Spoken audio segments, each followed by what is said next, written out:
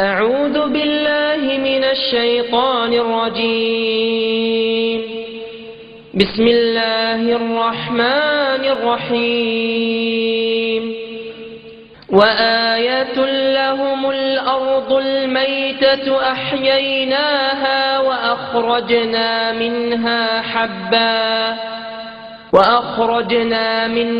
حبا فمنه يأكلون وجعلنا فيها جنات من نخيل وأعناب وفجرنا فيها من العيون ليأكلوا من ثمره وما عملته أيديهم أفلا يشكرون.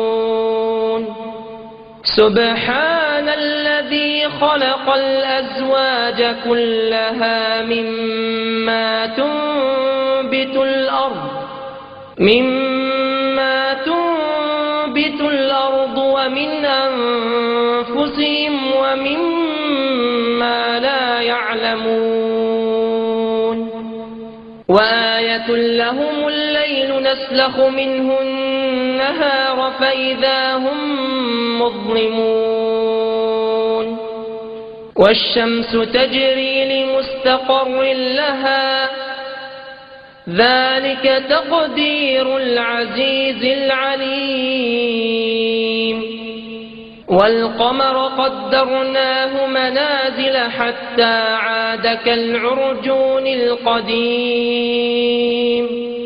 لا الشمس ينبغي لها أن تدرك القمر ولا الليل سابق النهار وكل في فلك يسبحون.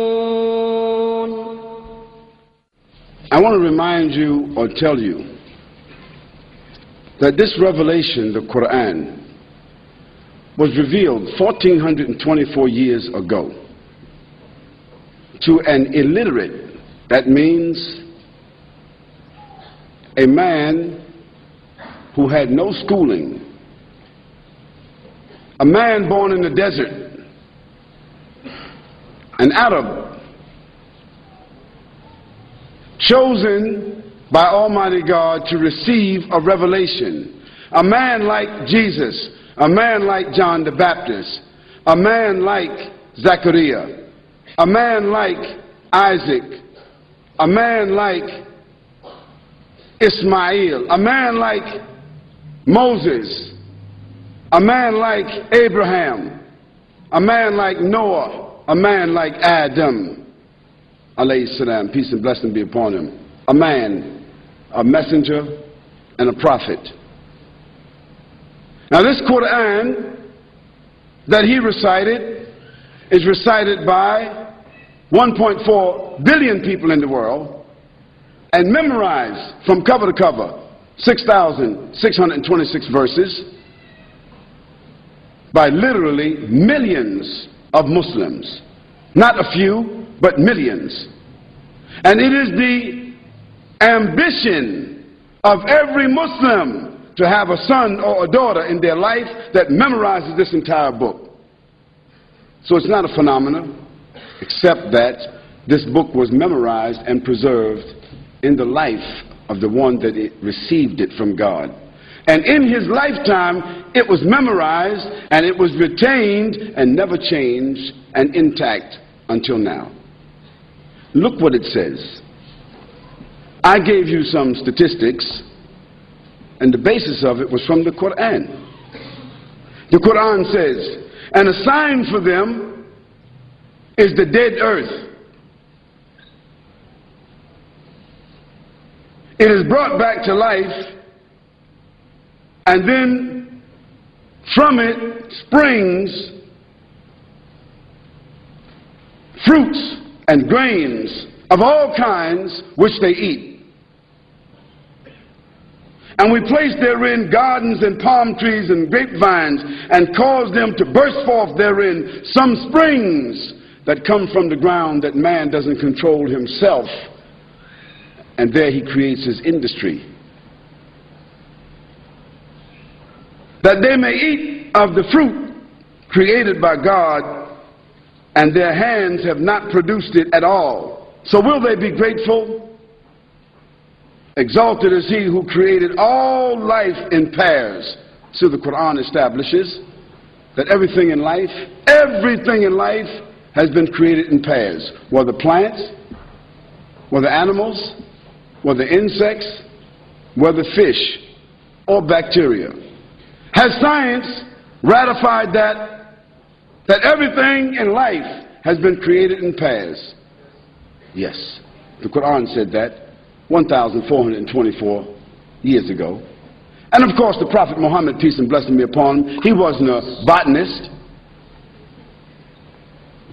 He wasn't a geologist. He didn't have a microscope. He had no way of knowing that. The only way a human being 1,424 years could know that is through the help and inspiration of the one who is the creator from the beginning.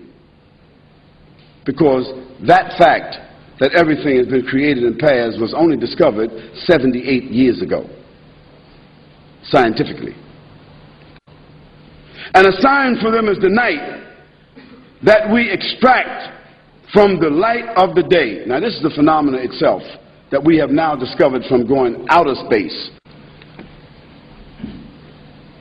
Dear brothers and sisters, all of this is to establish in your minds, all of this dialogue, all of this evidence, all of this proof is to clearly establish in everybody's mind here that you and I, nor all of us together, nor all the human beings in other places throughout the earth, none of us individually, endowed or unendowed, intelligent or unintelligent, educated or otherwise, rich or poor, black or white, male or female, none of us are benefactors.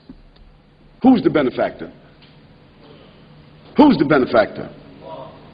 God, the Almighty, the Creator, your Lord, my Lord. This was established by those prophets and messengers, those extraordinary human beings that I spoke about a few moments ago. That was already established. I didn't need to come here and establish that. I just need to come here and remind you of that. Now, those extraordinary human beings were the ones that came to tell other human beings who thought at that time that they were somewhat sophisticated.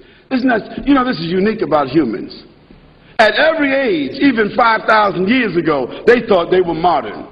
At every age, human beings, no matter what stage of development they are at, they think that they are modern and more sophisticated than others. This is the nature of human beings. Yet, all of them don't seem to ponder on the fact that they're only here for a moment.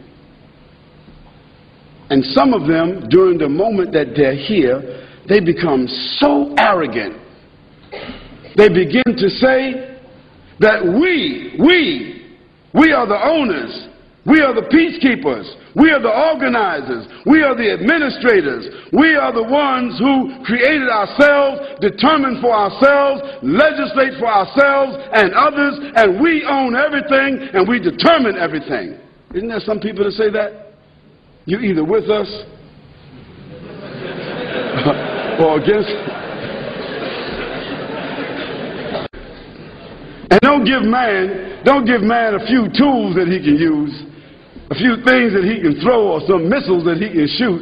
He really becomes arrogant. Then when Abraham went to Pharaoh and talked to Pharaoh, Pharaoh told Abraham, why should I worship your God?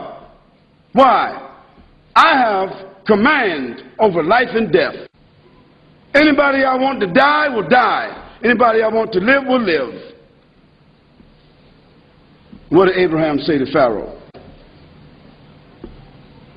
The one you kill, bring him back to life if you got power. And if you got some power, when the sun sets in the west, you cause it to rise and make it set in the east. Was Pharaoh able to do that? He wasn't able to do that then, and the pharaohs today can't do it today.